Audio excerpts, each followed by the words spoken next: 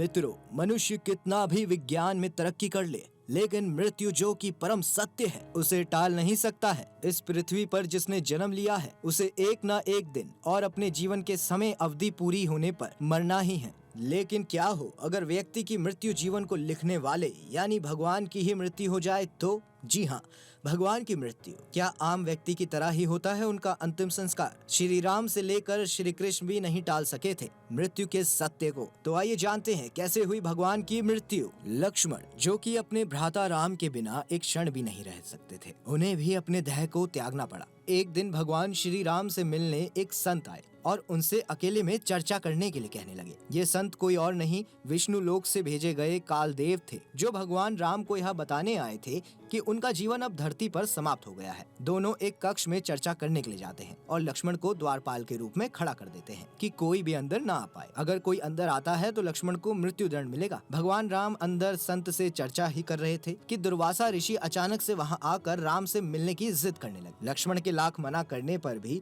वह अपनी जिद पर अड़े रहे और ना मिलने देने पर राम को श्राप देने की बात कहने लगे। तब लक्ष्मण ने अहम फैसला लिया। वो नहीं चाहते थे कि राम को कोई श्राप मिले, इसलिए उन्होंने अपनी जान की परवाह किए बगैर दुर्वासा ऋषि को राम से मिलने जाने दिया। ऐसा होने पर राम ने लक्ष्मण को राज्य और देश से बाहर चले जाने को कहा। उस युग में देश से निकाला जाना भी मृत्यु के बराबर ही माना जाता था। लक्ष्मण सरयू नदी के भीतर चले गए और अपना शरीर त्याग कर शेषनाग का अवतार ले लिया। फिर वह विष्णु लोक चले गए और इस तरह लक्ष्मण का अंत हो गया। भगवान राम भी अपने भाई के बिना नहीं रह सकते थे। वह भी अपना राजपाट अपने पुत्रों को सौंपकर सरयू नदी में समा गए। फिर कुछ देर बाद नदी से भगवान विष्णु प्रकट हुए और अपने भक्तों को दर्शन दिए। इस तरह राम ने भी अपने शरीर को त्याग कर विष्णु रूप धारण किया और वैकुंठ धाम की ओर प्रस्थान किया। महाभारत के युद्ध के बाद जब दुर्योधन का अंत हुआ था तो उसकी मां गंधारी विलाप करने रणभूमि पहुंची। गंधारी अपने पुत्र की मृत्यु का कारण पांडवों और भगवान कृष्ण को समझती थी। क्रोध में आकर उन्होंने भगवान कृष्ण को 36 वर्षों के बाद मृत्यु का श्राप दे दिया। ठीक 36 वर्षों के बाद उनका अंत एक शिकारी के हाथों से हुआ था। अब जानते हैं बलराम जी की मृत्यु आखिर कैसे हुई थी। बलराम जी ने समुद्र तट पर बैठकर एकाग्र चित्त से परमात्मा का चिंतन करते हुए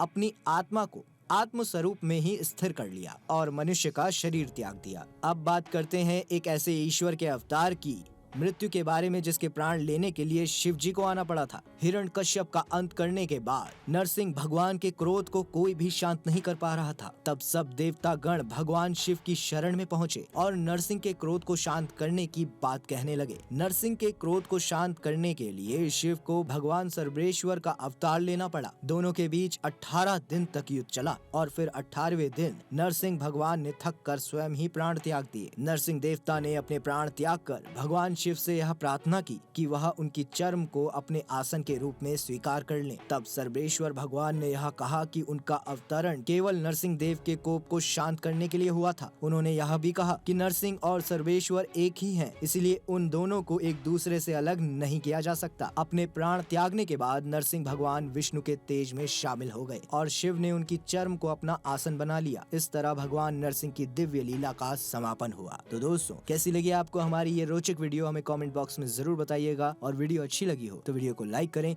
शेयर करें।